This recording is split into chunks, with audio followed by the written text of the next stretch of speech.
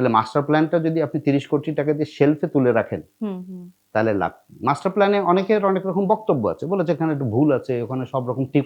এরপর কিন্তু শিপের মধ্যে লেখা আছে যে কোথাও কোনো ময়লা পানিতে ফেলবেন না, বিনে ফেলার জন্য। আমরা কিন্তু পাখিকে খাবার দেওয়ার পরে সেই প্যাকেটটা হচ্ছে সমুদ্রেই ফেলছি। সমুদ্রেই ফেলে দিচ্ছি। এই ফিলোসফি অফ ট্যুরিজম ঠিক না থাকার কারণে আপনি যে কোনো আইন করতে পারেন, যে কোনো নীতি করতে পারেন, কিন্তু ফিলোসফিটা তো আপনাকে ঠিক করতে হবে। কেন ট্যুরিজম করব? আপনাকে তো এমনভাবে ব্র্যান্ডিংটা করতে হবে যেটা একটা মিনিং বহন করবে।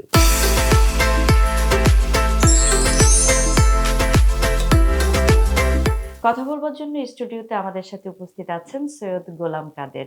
আর তিনি একজন পায়োনিয়র ট্যুরিজম লিডার, কো-ফাউন্ডার টুয়াব, কো-ফাউন্ডার বটুয়া এবং general secretary world tourism network Bangladesh chapter. স্বাগত জানাচ্ছি। কেমন আছেন? ভালো আছে। আর দীর্ঘদিন ধরে আপনি ট্যুরিজম নিয়ে কাজ করছেন। বাংলাদেশের পর্যটন শিল্পকে এগিয়ে নেওয়ার ক্ষেত্রে আপনার অবদান আছে। প্রথমে একটু জানতে চাই যে ১৯৯২ সালে যে আইন প্রণীত হয়েছিল এবং ২০১০ এ যেটি হালনাগাদ হয়েছিল জাতীয় পর্যটন নীতি, সেটি আসলে কতটুকু কার্যকর হচ্ছে ২০২৫ এ এসে? এইটা একটা খুব চ্যালেঞ্জিং কোয়েশ্চেন। এই কারণে যে পর্যটনের যেই নীতিমালা করা হয়েছে, নীতিমালা তো ভালো হয়। নীতিমালা কখনো খারাপ হয় না। কিন্তু সেটির চর্চা হচ্ছে কিনা, সেটিকে আমরা অনুধাবন করছি, সেটি আমরা প্রতিপালন করছি কিনা। আমার বক্তব্য হবে এরকম যে নীতিমালা তো করেছেন, কিন্তু এটা বাস্তবায়ন হবে কিভাবে? কার জন্য হবে? এবং কিভাবে হবে? আসলে দেখেন ওখানে সবই আছে। সাস্টেনেবিলিটির কথা আছে, ইকো ট্যুরিজমের কথা আছে, এগুলো আছে। কিন্তু কথা তো কথাই। কিন্তু আমরা তো বাস্তবায়ন করতে পারছি না। আমার কাছে মনে হয় যে আমাদের সমাজে, আমাদের রাজনীতিতে, আমাদের বিশেষজ্ঞ মানুষের মধ্যে ফিলোসফি অফ ট্যুরিজমটা নাই। এই ফিলোসফি অফ ট্যুরিজম ঠিক না থাকার কারণে আপনি যেকোনো আইন করতে পারেন, যেকোনো নীতি করতে পারেন, কিন্তু ফিলোসফিটা তো আপনাকে ঠিক করতে হবে। কেন ট্যুরিজম করব? ট্যুরিজমের থেকে আমি কি আউটকাম নিতে চাই জাতি হিসাবে? আমার মানুষ কি ট্যুরিজম সম্পর্কে তাদের সেই নলেজ আছে কিনা? দেখেন, ট্যুরিজমের যেটা সংকট, সেই সংকটটা হলো যে আমরা আসলে বলি বটে, করি না, করি বটে, বুঝি না। এরকম একটা জটিল অঙ্কের মধ্যে কিন্তু বাংলাদেশের পর্যটন শিল্প আটকে আছে। লোকজন অনেক সময় পলিটিক্সকে দায়ী করে, মানে পলিটিক্যাল লিডারদেরকে দায়ী করে, বা যারা মন্ত্রী থাকেন তাদেরকে আমরা দায়ী করি। কিন্তু আমার মনে হয় আমরা ঠিক জায়গাতে হিট করতে পারছি না। আমরা সবকিছু আমলাতান্ত্রিকভাবে দেখি এবং এই আমলাতন্ত্র সকল সেক্টরের জন্য ক্ষতিকারক। আপনি বলতে পারেন কেন? যে তারা কেন? তারাই তো সবকিছু করে। হ্যাঁ, তারা করে এবং তাদের সমস্যাটাই হলো ওখানে যে যিনি নীতি ট্যুরিজমে নির্ধারক। আইসা বসলেন, he was never in tourism. মানে এটা একটা অত্যন্ত গতিশীল, অত্যন্ত পরিবর্তনশীল একটি শিল্প। আপনি তো এটা জানেনই না। এসে তো আপনাকে একটা গদি দেয়া হয়েছে, আপনি বসেছেন, আমরা যাচ্ছি, সালাম দিচ্ছি, স্যার, স্যার করছি। হ্যাঁ? এবং উনি সিদ্ধান্তটা কি দিবেন উনি নিজে জানেন না। এটা হলো বাস্তবতা। আমি ওই লোকগুলোকে দায়ী করি না। আমার সিস্টেমকে দায়ী করি।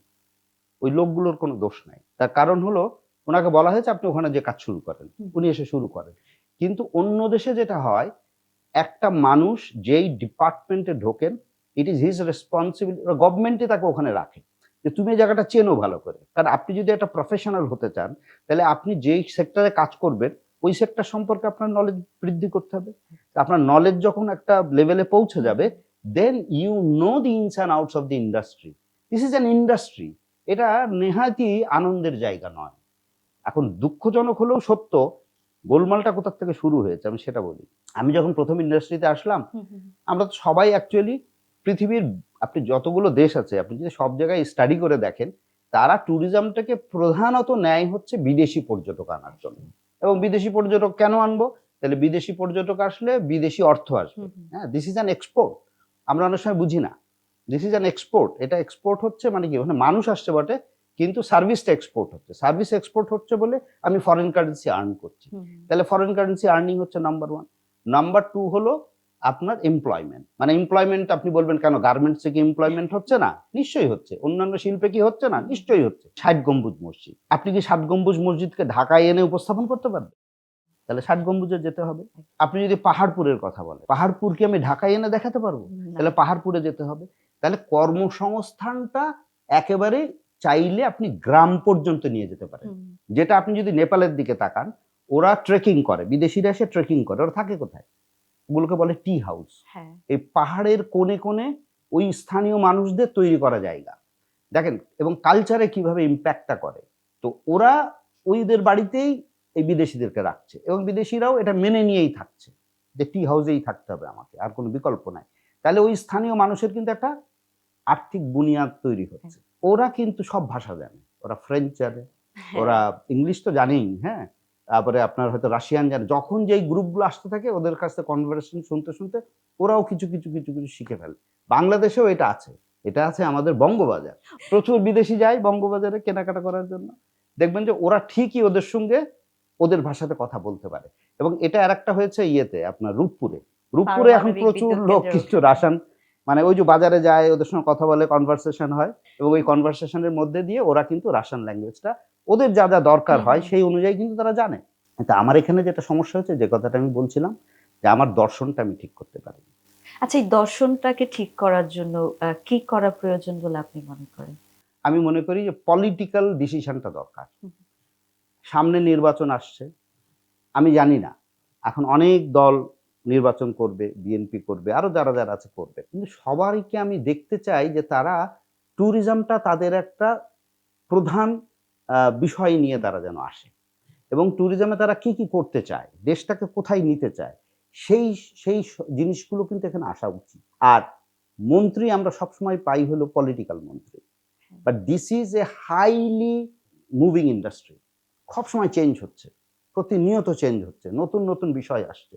তো যিনি দায়িত্বটা নেবেন, আমি মনে করি এই ব্যাপারে একটা টেকনোক্র্যাট মিনিস্টার আমাদের জন্য সবচেয়ে উপযুক্ত, যিনি পর্যটন জানেন। তা আমি মনে করি যে এই ক্ষেত্রে আমাদের একটা টেকনোক্র্যাট মিনিস্টার থাকার দরকার।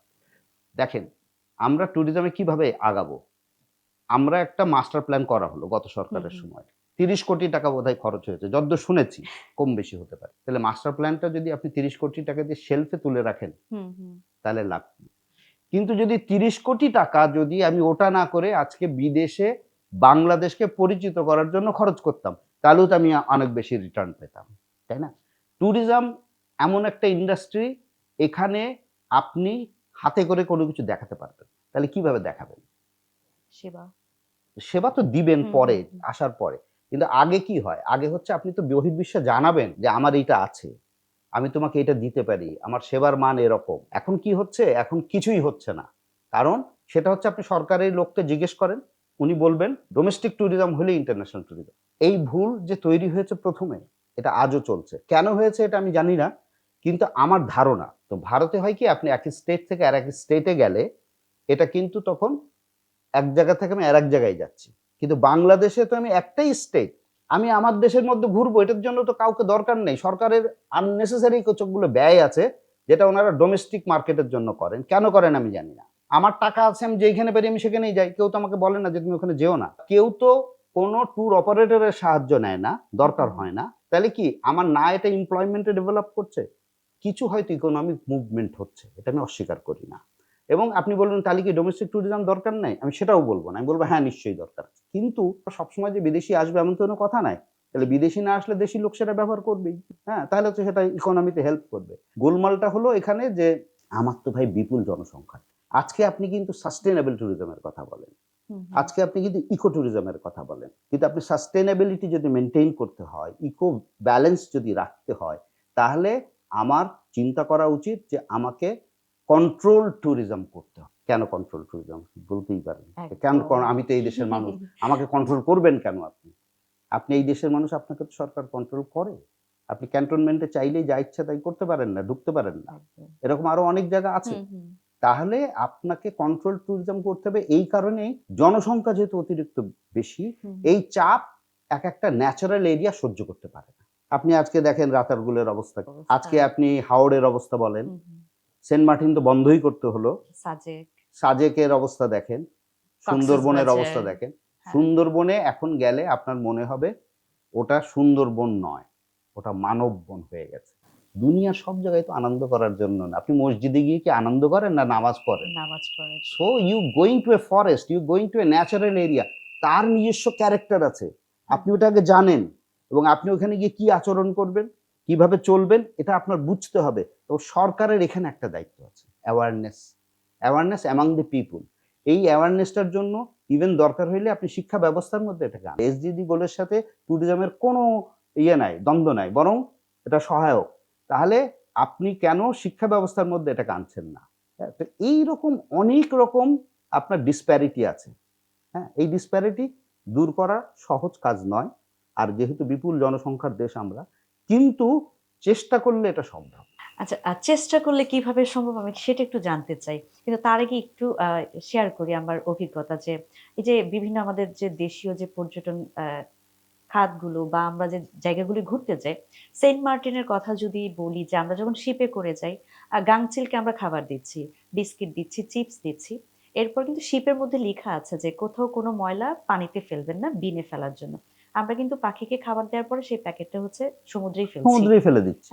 একটু বলেন যে আপনি যে বললেন যে সিস্টেম আছে এটারও কিভাবে আসলে সম্ভব? বিদেশে আপনি গেলে দেখবেন, হুম, তো ওখানে আগে নিয়ে যেয়ে আপনাকে ব্রিফিং করবে। কি করা যাবে, কি করা যাবে না, কি আছে, কি নাই, হ্যাঁ? So you know it before you go. আপনি সুন্দরবনে ঢুকতে হলে আপনার এরকম ব্রিফিং সেন্টার থাকা উচিত। এই যে তুমি সুন্দরবনে ঢুকছো, এর বায়োডাইভার্সিটিটা কি? হুম, এখানে গাছপালার কি অবস্থা? পশু পাখির কি অবস্থা? মানুষের ইনভেনশনে কি, কি ক্ষতি হচ্ছে? তাইলে তুমি যদি এই জিনিস করো তাহলে এই ক্ষতি হবে। আবার ফাইন করে দেন ভাই। মানুষ কিন্তু এমনি, এমনি সোজা হয় না। হ্যাঁ? ফাইন সিস্টেম করেন। যেমন সিঙ্গাপুরকে বলা হয় ফাইন সিটি। কারণ কি? প্রচুর ফাইন। ছাই ফেলবেন ফাইন, স্মোক হুম, করবেন হুম, ফাইন, ভুল জায়গা দিয়ে রাস্তা পার হবেন ফাইন। এইজন্য ওটার নাম হয়েছে ফাইন সিটি। এইজন্য ওটা ফাইন হয়েই আছে। মানে সুন্দর হয়ে আছে। এই ফাইনটার মানে আমি এটা বলতে চাই। যে আপনি যখন সিঙ্গাপুরে যান, you know this is a very sophisticated, neat and clean সুন্দর একটা শহর। এই মানুষকে এনগেজ করতে হবে সবকিছুর মধ্যে। হুম। তাহলে কিন্তু হবে। আচ্ছা, আপনি যেটা বলছিলেন একটু আগে যে আমাদের যদি ডোমেস্টিক ট্যুরিজম ডেভেলপমেন্ট হয়, আমাদের গভর্নমেন্ট যেটা চিন্তা করে যে আমাদের আ ইন্টারন্যাশনালিও হচ্ছে আমাদের ট্যুরিজমটা ডেভেলপ হবে। বাট যদি পর্যটকদের ক্ষেত্রে বলি, দেশীয় নারী হোক কিংবা বিদেশি পর্যটকদের, আমাদের বিভিন্ন জায়গায় হচ্ছে নিরাপত্তা একটা বড় ঘাটতি রয়েছে। সেই নিরাপত্তা ঘাটতি কাটিয়ে আমরা কিভাবে আসলে বিদেশি পর্যটক যারা আছেন তাদেরকে আমাদের দেশমুখী করতে পারি? খুব ভালো কথা বলেছেন। এইটা একটা বড় চ্যালেঞ্জ। আমি গত রাত্রেই একটা আ YouTube এ একটা ভিডিও দেখছিলাম। ২ জন ব্রিটিশ বাংলাদেশে এসছে বেড়াতে। তারা ঘুরেছে। তারা বলেছে যে বাংলাদেশ ইস এ সেফ কান্ট্রি। বাংলাদেশে মানুষ যেভাবে আমাদেরকে ভালোবাসা দিয়েছে, এটা আমরা কোথাও পাইনি। তা আমার দেশের মানুষের একটা সংকট হলো, কারণ আপনি আপনার বাড়ির পাশের সমস্যাটা তো আপনি ভালো জানেন। তাই না? তো আপনার কাছে ওটা মনে হয় যে আমি একটা অনিরাপদ পরিস্থিতির মধ্যে আছি। কিন্তু বাংলাদেশে এখন পর্যন্ত ১ টা ২ টো ইনসিডেন্ট ছাড়া হুম, হুম। কোন বিদেশীর কিন্তু কোনো ক্ষতি হয়নি। এবং বিদেশীরা খুব অবাক হয় যে এখানকার মানুষ দেখা হলেই কথা বলে, চা খেতে দেয়, পয়সা নেয় না, হ্যাঁ? উল্টো পারলে পয়সা দিয়ে দেয়। এইরকম দেশ কিন্তু এখন আর খুব একটা নাই। তো সেই হিসাবে কিন্তু বাংলাদেশ ইস এ মোস্ট ফ্রেন্ডলি, এইজন্য বলা হয় যে মোস্ট হসপিটেবল নেশন। এবং তারা তখন বলল যে, "আমরা আবার আসবো মা।" এই যে আবার আসবো এটাকে বলে যে রিপিট কাস্টমার, হ্যাঁ? তা একটা ট্যুরিজম কিন্তু গ্রো করে রিপিট কাস্টমারের উপরে। যে বাংলাদেশ সম্পর্কে আমরা এত নেগেটিভ শুনেছি, আমরা যখন বাড়ির থেকে রওনা দিয়েছি সবাই বলেছে, "কই যাও? তুমি কি ফিরে আসতে পারবা?" তাহলে এখন বোঝেন যে বাস্তবটা এক আর প্রচারণাটা এক। সরকারের ভূমিকা না থাকার কারণে এই বিষয়টা আমরা বিশ্বকে জানাতে পারছি না। আচ্ছা, এই বিশ্বকে আমাদের এই যে আমাদের মানে আমিও নিজেও দেখেছি অনেকগুলো ভিডিও যারা বাংলাদেশে আসে, বাংলাদেশের আতিথেয়তায় তারা অনেক বেশি মুগ্ধ এবং বারবার বলে যে বাংলাদেশে বারবার আসবো।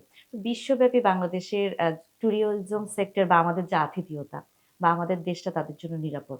এটা তাদের কাছে তুলে ধরার জন্য আসলে আমাদের সরকার কোন পদক্ষেপটা গ্রহণ করতে পারে?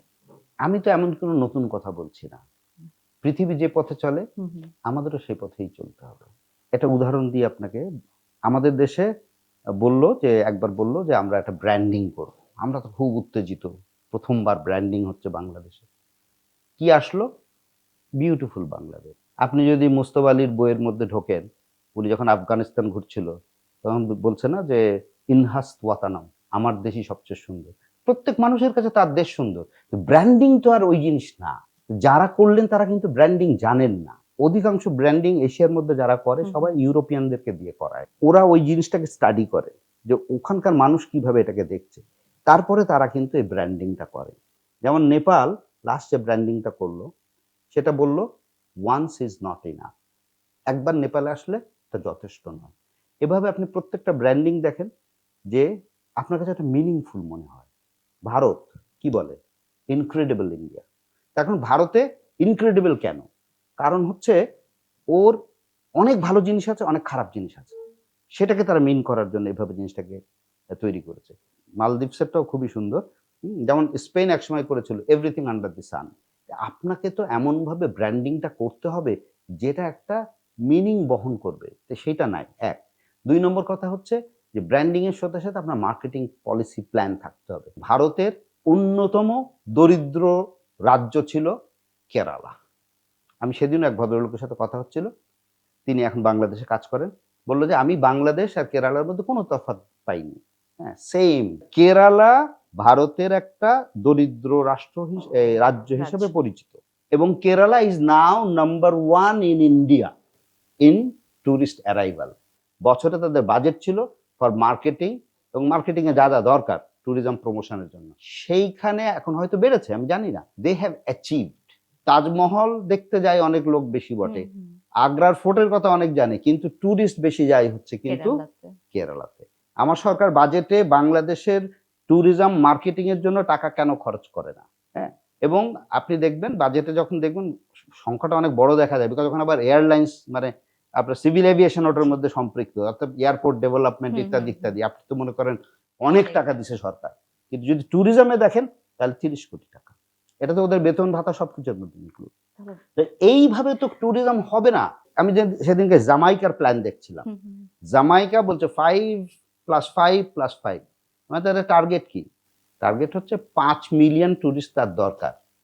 ৫০ মিলিয়ন ডলার আর্নিং করতে হবে। এরকম একটা তারা প্ল্যান ঠিক করেছে। সব দেশেই প্ল্যান আছে। জাপান এখন টুরিস্ট যাওয়ার জন্য কি করছে জানেন?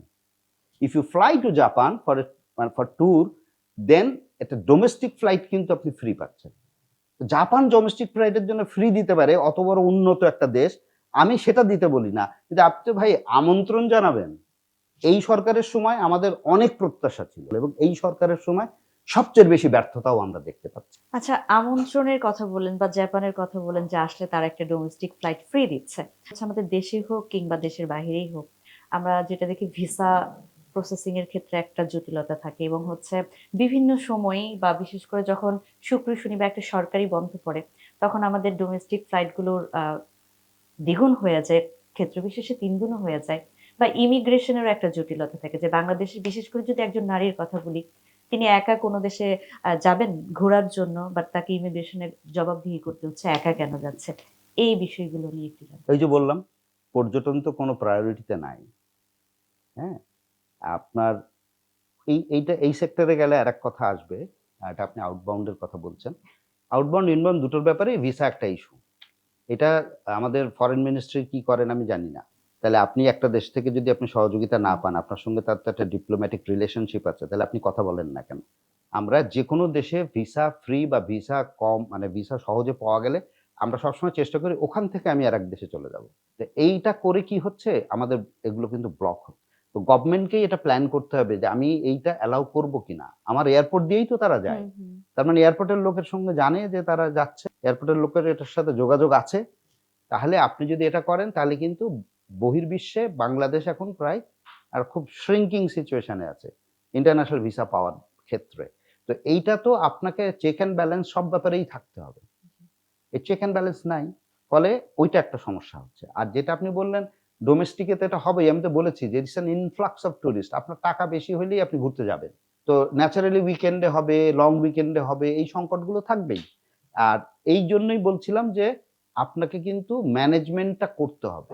বিদেশীরা কিন্তু প্ল্যান করে আসে। আপনি ৬ মাস আগে জানেন যে আমার এখানে এতজন লোক আসবে এবার। হ্যাঁ? এখন ডোমেস্টিকেও এই সিস্টেম করতে হবে আপনাকে। আপনি যদি কন্ট্রোল মেকানিজম না করেন তাহলে আপনি এটা ম্যানেজ করা আপনার জন্য কঠিন হবে। ইকো ট্যুরিজমের দিকে আমরা সবাই ঝুঁকছি। বিশেষ করে যারা ট্যুরিজম সেক্টরে হচ্ছে উদ্যোক্তা আছে তারা এবং যারা হচ্ছে আমরা ঘুরতে পছন্দ করি তারাও। এই পরিবেশ বান্ধব পর্যটনের এটা কি কোনো নির্দিষ্ট কোনো নীতিমালা আছে কিনা? এবং ইকো ট্যুরিজমটাকে মানে প্রাধান্য দিতে গিয়ে আমরা আমাদের পরিবেশ এবং জীববৈচিত্র্যকে কতটা হুমকির মুখে ফেলে দিচ্ছি? ১ম কথাই হলো আমরা কি ইকো ট্যুরিজম বুঝি? আপনি দেখেন এখন দেখবেন যে সুন্দরবনের পাশে অনেকগুলো রিসোর্ট হয়েছে। তারা জি। বলে যে এটা ইকো। আপনি আরো অনেকগুলো পাবেন, বলবে যে এটা ইকো। এখন ইকোর মানে জানেন কিনা, মানে যারা করলেন, সরকারের কোনো নীতিমালা আছে কিনা, হুম, যে আপনাকে এই এলাকায় করতে হলে আপনাকে ইকো ট্যুরিজম করতে হবে, আপনার কি কি ব্যবস্থাপনা। এটা যদি না থাকে, আপনার ওয়েস্ট ম্যানেজমেন্ট যদি আপনার ঠিক না থাকে, আপনার environment, water pollution, waste management, এর অনেকগুলো ফ্যাক্টরস আছে, এই ফ্যাক্টরগুলো যদি আপনি ঠিক না হুম, করতে হুম, পারেন, তাহলে ইকো ট্যুরিজম হবে না। ইকো ট্যুরিজমের অনেকগুলো আসপেক্ট আছে। এটা ইকো হচ্ছে যে আপনার ওয়েস্ট ম্যানেজমেন্ট, প্লাস্টিক ইউজ, এরকম অনেকগুলোর প্যারামিটার আছে। হ্যাঁ, তারপরে আপনি আহ, খার কতটা খরচ করছেন, হুম, এরকম অনেকগুলো প্যারামিটার আছে। এখন আপনি যখন এই যারা এই রিসোর্টগুলো বানিয়ে ফেলছেন, এবং আপনি যে বলেন হাওড়ের কথাও যদি বলেন, জি। হ্যাঁ, সেখানে এখন আপনার এসি জাহাজ চলে আসছে। হুম, সব জায়গায় এসি। কাঠের বোট হাউস, কিন্তু এসি। হ্যাঁ এসি, কিন্তু হাউস বোটের যে কনসেপ্ট কেরালাতে আর জি। এটা কিন্তু এক না। হুম, হুম, ওগুলো হচ্ছে রাইস বার্জ বলতো। তো ওরকম নৌকা আমাদের ছিল। সেই সব নৌকাকে কিন্তু আমরা কাজে লাগাইনি। একটা কোম্পানি আছে কন্টিক, তারা শুরু করেছিল হুম, দেশীয় নৌকা দিয়ে। That was real. তো আপনি দেশীয় নৌকা করছেন না। আপনি লঞ্চের বিভিন্ন রকম ধরন করে আপনি বলছেন এটা house boat. That is not house boat. আমরা বলছি যে আমরা নেচার বেসড ট্যুরিজম করব। হুম, হুম, আপনি তো নেচারকে ধ্বংস করে তো নেচার বেসড ট্যুরিজম হবে না। তাহলে ওই এলাকার আমার কি করণীয়, সেটা আমাদেরকে চিন্তা করতে হবে। এবং ওই এলাকাতে এখন মাছ পাওয়া যাচ্ছে না ঠিকমতো। অথচ ওই হাওর থেকে প্রচুর মাছ আমরা পেতাম এবং ভালো মাছ পেতাম। প্রচুর পাখি দেখা যেত। সেগুলো চলে যাচ্ছে। কেন যাচ্ছে? হ্যাঁ? এটা কিন্তু একটা রামসার সাইট। হুম, এটা হুম, একটা ওয়ার্ল্ডের একটা নামকরা জায়গা। আপনার কেন এই জায়গাটা ধ্বংস হচ্ছে? আমাদের কোনো স্টাডি আছে? আমাদের সরকার থেকে এনভায়রনমেন্ট রিলেটেড মিনিস্ট্রি কি ওখানে গিয়ে কাজ করছে? বা তারা গিয়ে কি করা যাবে, যাবে না? আমার কথা হচ্ছে যে ওরা তো বানিয়ে ফেলেছে। হুম, হুম, হুম, আপনি তো কালকে চাইলে বন্ধ করতে পারবেন না। বন্ধ যদি করতে চান তাহলে আপনাকে এই যে মেকানিজম হচ্ছে কাট ডাউন করা। আস্তে আস্তে কাট ডাউন করে আপনি ওটাকে একটা সাইজেবল জায়গায় নিয়ে আসেন, যাতে করে ওটা ম্যানেজেবল হয়। ধরেন এই ঘরের ধারণ ক্ষমতা কয়জন? আমরা ২ জন বসেছি, মনে জি। করেন আরো ৩ জন বসতে পারে। হুম, হুম, আপনি যদি ১০ জন এখানে বসান, এটা বাজার হয়ে যাবে না? একদম। তো সব জিনিসই তাই। আপনাকে এই বাংলাদেশের মতো দেশে কিন্তু কন্ট্রোল ট্যুরিজম দরকার। আপনি যদি কোভিড এর টাইমটা খেয়াল করে দেখেন, কোভিড এর টাইমে কিন্তু পশু-পাখি সমুদ্রে দেখা যাচ্ছিল, বা হ্যাঁ, এটা এটা একটা, ডলফিন দেখা হ্যাঁ, যাচ্ছিল। দেখা যাচ্ছিল। কারণ কি? মানুষের বিচরণ হুম, হুম, কমেছিল। হুম, কারণ ওর জায়গা তো আমি দখল করছি। এটা আমি বুঝতে পারছি না। তো তখন কিন্তু এটা বেড়েছিল। এবং দেখেন আজকে কিন্তু যে জিনিসটা হচ্ছে যে, আজকে ট্যুরিজমে অনেক দেশ বলছে আমার এত টুরিস্ট দরকার নাই। আমি আমার বাড়ি ঠিক রাখতে চাই, আমার এনভায়রনমেন্ট ঠিক রাখতে চাই। তো আমাকেও তো সেটাই করতে হবে। সবাই যেটা করে ফেলে দেয় তখন আমরা ভাবি যে ওটা করতে হবে। আর নষ্ট যখন হয় আমরা তখন ভাবি না। নষ্ট হয়ে গেলে আমরা ভাবতে শুরু করি যে নষ্ট হয়ে গেল। তো এইটা হচ্ছে যে গভর্নমেন্টের একটা কন্ট্রোল মেকানিজম থাকাটা খুবই জরুরি। আর ট্যুরিজমের এখন এত খাত হয়েছে, খাত উপখাত হয়েছে। আপনি ইকো ট্যুরিজমের কথা বলেন, আপনি হোমস্টের কথা হুম, বলেন, হুম, আপনি অ্যাগ্রো ট্যুরিজমের কথা বলেন। এরকমভাবে ট্যুরিজমের, মানে আমি বলি কি, এটা একটা ওই যে বলে না যে আলপিন থেকে এরোপ্লেন, তো ট্যুরিজমের ইন্টারেস্টটাও ঐরকম। আলপিন থেকে এরোপ্লেন। এবং সারা দেশ যদি এটার সঙ্গে এনগেজ না হয়, সারা জাতি যদি এনগেজ না হয়, পলিটিক্যাল পার্টি যদি এনগেজ না হয়, সোশ্যাল পিপল যদি এনগেজ না হয়, ডিসিশন মেকাররা যদি এনগেজ না হয়, তারপরে আপনার আমাদের যারা বুদ্ধিজীবী আছেন তারা যদি এনগেজ না হন, তাহলে কিন্তু এই সংকট থেকে এই দেশ বেরোতে পারবে না। আচ্ছা, খুব ছোট্ট করে একটু জানতে চাই যে বর্তমানে আমাদের পর্যটন খাতে বা পর্যটন শিল্পের তরুণ প্রজন্ম যারা আছেন, তারা উদ্যোক্তা হিসেবে অনেক কাজ করে যাচ্ছেন। কিন্তু যে কাজগুলো করছেন সেটাকে আসলে আপনি কতটুকু প্রশংসার চোখে দেখছেন? বা তাদের জন্য কি গাইডলাইন আছে যে যেটা হলে তাদের যে উদ্যোগটা এটা আরো বেশি আমাদের ট্যুরিজম সেক্টরের জন্য ফলপ্রসূ হবে? তরুণ প্রজন্ম যেগুলো করে, হুম, সেটাও তারা বাইরের থেকে দেখেই করে। অ্যাডভেঞ্চার ট্যুরিজম করছে তো, অ্যাডভেঞ্চারটা বাইরের থেকে শিখেছে, এখানে এসে এপ্লাই করছে। ভালো তো। আমি কোনো খারাপ কিছু হুম, দেখি হুম, না। বাট ওই যো এদেরকেও তো শিখিয়ে দিতে হবে আজকেই যে, "বাবারে তোমরা যেগুলো করছো, এটা যেন আমার দেশের মানুষের, কালচারের, এনভায়রনমেন্ট এর কোনো ক্ষতি না হয়।" এটা একদম ফান্ডামেন্টাল কথা। হুম, হুম, তো তারা যদি এইগুলো সম্পর্কে তাদেরকে একটা ট্রেনিং, একটা এডুকেশন, একটা নিয়ম-কানুন বেঁধে হুম, দেয়া হয়, হুম। তারা সেটা ফলো করবে। দে আর ইয়াং, তারা ফলো করে বেশি। তো সেই পথটা তো আমরা তৈরি করছি না। ওখানেও যখন একটা গোলমাল হবে, যেমন সম্প্রতিকালে ২-১ টা ঘটনা গেছে যে পাহাড়ে পানির তোড়ে ভেসে চলে গেছে, মানুষ মরে গেছে। হ্যাঁ? এর আগেও এরকম ঘটনা জি। ঘটেছে। হ্যাঁ? তো এই যে মনে করেন আপনি তো ওই এনভায়রনমেন্ট টা জানেন না বলেই কিন্তু এই ঘটনাটা ঘটেছে। আপনি দেখেন খেয়াল করে বিদেশে বাঞ্জি জাম্পিং করে। খুব রিস্কি না? খুবই। কিন্তু একদম শিওর হয়ে করে যে ওর অ্যাক্সিডেন্ট হবে না। হুম, হুম। তো ব্যাপারটা তো সেখানে। আপনি নিরাপত্তাহীনতার মধ্যে দিয়ে অ্যাডভেঞ্চার করার কোনো নিয়ম নাই। You cannot do that. তাহলে আপনাকে নিরাপত্তা এবং কালচার এবং এনভায়রনমেন্ট, হ্যাঁ? এই সবকিছুকে মাথায় রেখে এটা করতে হবে। অসংখ্য ধন্যবাদ। আসলে আপনার কাছ থেকে আমরা যতই জানছি বা মানে সারাদিনও শেষ হবে না আপনার কাছ থেকে জানার এত, এত অভিজ্ঞতা। আমরা আশা করি ভবিষ্যতে আবার আপনার কাছ থেকে আমরা জানবো, আমাদের দর্শকদেরকে জানাবো। আজকের মতো বিদায় নিতে হচ্ছে। অসংখ্য ধন্যবাদ আমাদেরকে সময় দেওয়ার জন্য। আপনাদেরকে অসংখ্য ধন্যবাদ। দর্শক যারা আমাকে শুনলেন, আমি চেষ্টা করেছি যেটা বাস্তবতা সেটা বলার। আবারও সুযোগ হলে আবারও বলব। দর্শক আজকের মতো বিদায় নিচ্ছি। আপনারা জানলেন আমাদের পর্যটন শিল্পকে আরো বেশি এগিয়ে নেওয়ার জন্য যেটা সবচেয়ে বেশি জরুরি সেটা হচ্ছে কন্ট্রোল ট্যুরিজম। আমরা আশা করছি সকল সংকট উত্তরণ করে আমাদের পর্যটন শিল্প সম্ভাবনার দিকে এগিয়ে যাবে। সবাই ভালো থাকবেন, সুস্থ থাকবেন। আল্লাহ হাফেজ।